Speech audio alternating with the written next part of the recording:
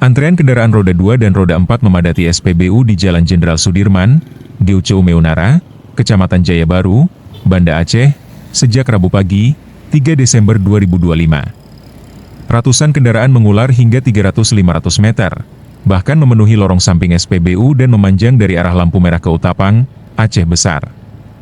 Situasi ini dipicu kekhawatiran masyarakat akan potensi kelangkaan BBM di tengah kondisi banjir yang melanda sejumlah wilayah di Aceh. Banyak warga berbondong-bondong mengisi bahan bakar untuk memastikan kebutuhan transportasi tetap terpenuhi. Meskipun antrean tampak mengular dan lalu lintas di sekitar lokasi padat, pasokan BBM di SPBU tersebut dilaporkan masih tersedia dan distribusi terus berlangsung normal. Fenomena panik buying membuat antrean semakin menumpuk sepanjang pagi hingga siang hari.